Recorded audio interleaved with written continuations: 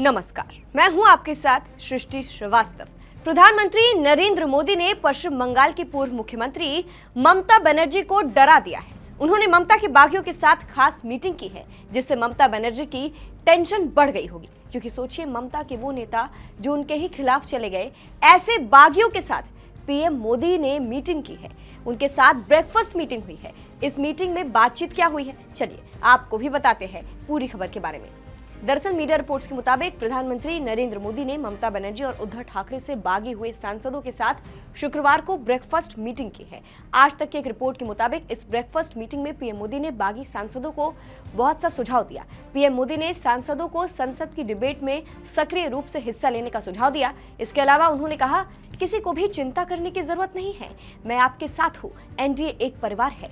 आगे उन्होंने शिवसेना में हाल ही में शामिल 6 सांसदों के साथ एक अलग बैठक की। उन्होंने सांसदों से संसदीय इतिहास को पढ़ने, जानने और समझने के लिए कहा। उन्होंने कहा, संसद में इतिहास से जुड़ा बहुत सारा मटेरियल उपलब्ध है, डिबेट में तैयारी करने के लिए उसका इस्तेमाल कीजिए। इसके साथ ही पीएम मोदी ने बागी सांसदों को अपने अपने राज्यों के विकास के लिए काम करने की सलाह दी और इस बात पर जोर दिया कि जब राज्य आगे बढ़ेंगे तभी देश का भी विकास होगा। उन्होंने कहा, अगर विकास परियोजनाओं से जुड़ी किसी भी प्रकार की समस्या आती है तो वे सीधे प्रधानमंत्री कार्यालय यानी पीएमओ से संपर्क करें।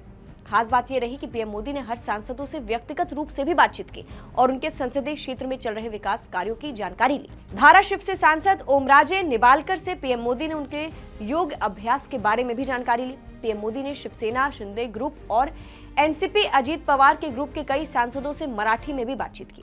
इस पूरी मुलाकात को लेकर राजनीतिक गलियारों में कई तरह की चर्चाएं तेज है। ममता बनर्जी और उद्धव ठाकरे के लिए ये संदेश अहम माना जा रहा है कि उनके दलों से अलग होकर आए नेताओं को अब सीधे प्रधानमंत्री नरेंद्र मोदी का समर्थन और मार्गदर्शन मिल रहा है। राजनीतिक विश्लेषकों का मानना है कि यदि ये सांसद अपने अपने राज्यों में मजबूत पकड़ बनाते हैं और विकास के मुद्दों पर सक्रिय रहते हैं तो इससे ममता बनर्जी और उद्धव ठाकरे की राजनीतिक चुनौती बढ़ सकती है। इस ब्रेकफास्ट मीटिंग के बाद बागी टीएमसी सांसद और अब एनसीपीआई नेता शताब्दी राय ने मीडिया से बातचीत करते हुए कहा, आज प्रधानमंत्री संग एनसीपीआई नेताओं की मुलाकात हुई। पीएम मोदी ने बताया कि हम लोगों को आगे क्या करना है, कैसे आगे बढ़ना है। साथ ही उन्होंने ये भी बताया कि राष्ट्र हित के लिए कैसे मिलजुल कर काम करना है। इसी तरह की सब बातें हुई। जब उनसे पूछा गया कि आप लोगों के साथ के सभी बागी सांसद वहां मौजूद थे तो उन्होंने कहा कि हाँ, सभी लोग वहां थे। हम लोगों ने आज पीएम के साथ नाश्ता किया, हमने चाय साथ पी। इस दौरान केंद्रीय मंत्री जेपी नड्डा और बीजेपी के राष्ट्रीय अध्यक्ष नितिन नबीन भी मौजूद रहे।